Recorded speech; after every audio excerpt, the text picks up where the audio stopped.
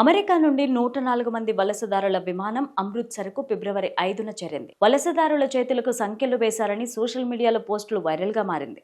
ఇది నిజమేనా? వలసదారులు ఏం చెబుతున్నారు? కేంద్ర ప్రభుత్వం ఏం చెబుతోంది?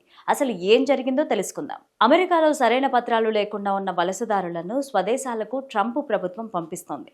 అగ్రరాజ్యంలో అక్రమంగా ఉంటున్న వారిని స్వదేశాలకు తీసుకొచ్చేందుకు సహకరిస్తామని ఇండియా హామీ ఇచ్చింది.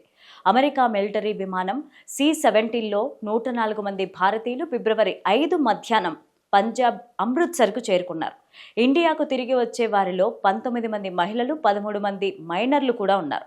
అమృత్సర్లో విమానం దిగడానికి ముందు తమ చేతులకు ఉన్న సంకెళ్లు విప్పారని పంజాబ్లోని గురుదాస్పూర్కు చెందిన 36 ఏళ్ల జప్పాల్ సింగ్ చెప్పారు. తనను వేరే శిబిరానికి తీసుకువెళ్తున్నామని అనుకున్నాం, కానీ తనను ఇండియాకు తీసుకెళ్తున్నామని ఓ పోలీస్ అధికారి చెప్పారు.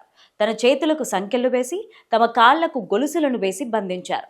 అమృత్సర్ వచ్చే వరకు తమ సంకెళ్లు తొలగించారని ఆయన PTIకి తెలిపారు. ఇదిలా ఉంటే అమెరికా నుంచి ఇండియాకు వచ్చిన వలసదారుల చేతులకు సంకెళ్లు, కాళ్లకు గొలుసులతో బంధించిన ఫోటోలు సోషల్ మీడియాలో వైరల్గా మారాయి. దీనిపైన కాంగ్రెస్ నాయకులు పవర్ ఖేడా స్పందించారు.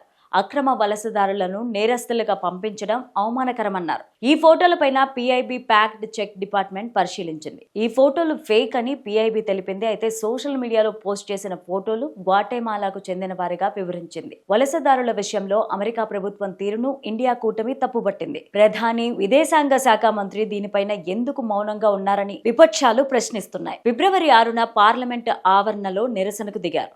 అమెరికా నుంచి ఇండియాకు తిరిగి వచ్చిన భారతీయులకు న్యాయం చేయాలని ఇండియా కూటమి డిమాండ్ చేసింది. తమ చేతులకు సంకెళ్లు వేసుకుని విపక్ష ఎంపీలు నిరసనలకు దిగారు. జప్సాల్ సింగ్ తో పాటు మరికొందరు జనవరి 24న మెక్సికో సరిహద్దులో అమెరికా పోలీసులకు చిక్కారు. ఏజెంట్ల చేతిలో మోసపోయినట్టు జప్సాల్ చెప్పారు. లీగల్గా అమెరికాకు పంపిస్తామని చెప్పి మోసం చేశారని ఆయన అన్నారు.